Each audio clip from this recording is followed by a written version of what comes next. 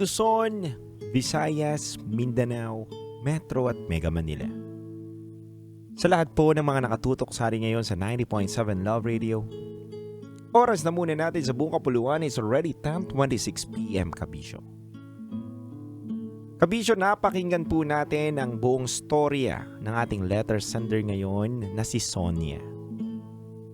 Si Sonia na umibig, nasaktan, pero bumangon at lumaban. Si Sonia ang isa sa mga nagpapatotoo na anumang hirap ang pagdaanan natin na pagsubok sa ating buhay, mawala man ang lahat ng tao sa paligid natin, may kakampi pa rin tayo na hindi natin nakikita. At yun po daw ang Panginoon. Himala kabisyo na gumaling po si Sonia sa kanyang sakit na cancer. Hindi po biro yung sakit niya.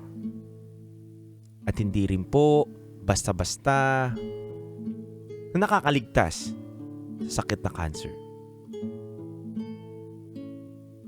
Kabisyo, pakinggan na muna po natin ang mga opinyon, komento ng ating mga letter sender ngayong gabi na to bago po tayo magbitaw ng ating opinyon.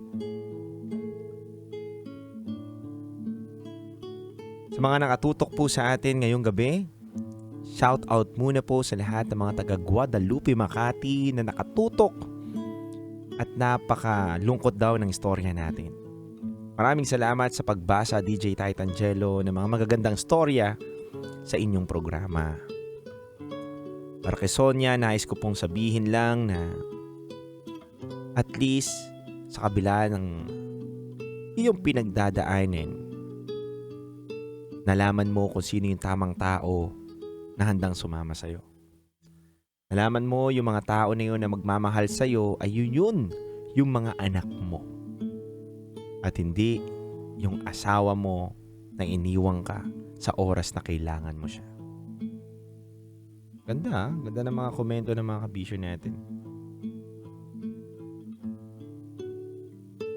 Sabi dito ni Darwin, lagi itong naririnig sa kasal ang salitang for better or for worse, for richer or poorer. Sonia, minahal ka lang ni Ramon noong panahon na masaya pa kayo. Pero noong panahon na nagkaroon ka ng matinding pagsubok sa buhay, bigla na lang siyang sumuko at naghanap ng iba.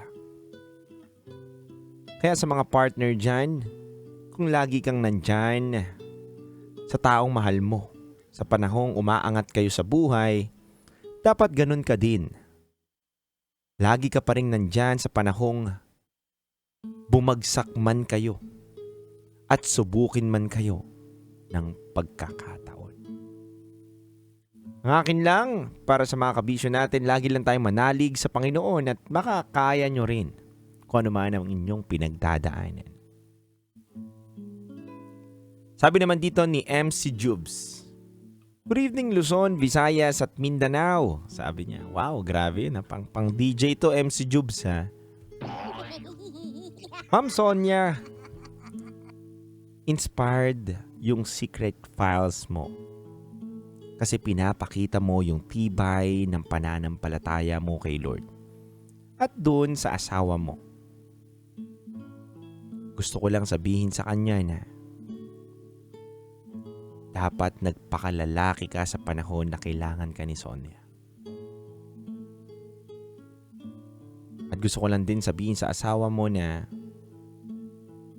dapat hindi niya ginawa sa iyo yun nung panahon na kailangan mo siya. Sonia, hayaan mo na siya kasi nakita mo na yung pagkakataon na nung kailangan mo siya ay wala siya. Pinakita niya lang yung pagkatao niyang ang bilis sumuko sa kabila ng laban mong kinahaharap. Nakakalungkot lang dahil iniwan ka niya pero mas okay pa rin ang magpatawad sa mga taong gumawa sa'yo ng pagkakamali.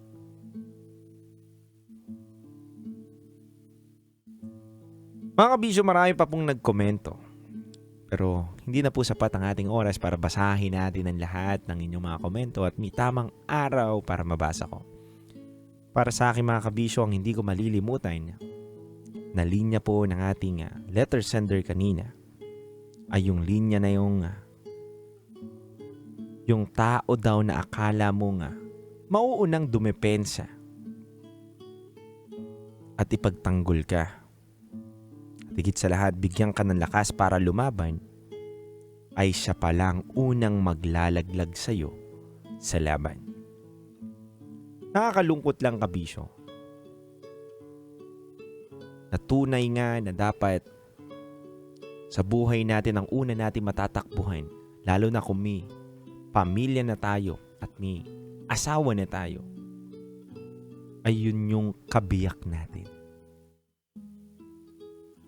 Wala po tayong unang-unang tatakbuhan kapag kasal na po tayo, kundi yung kabiyak po natin. Dahil siya po ang kasama natin sa hirap, sa ginhawa, sa saya at sa lungkot.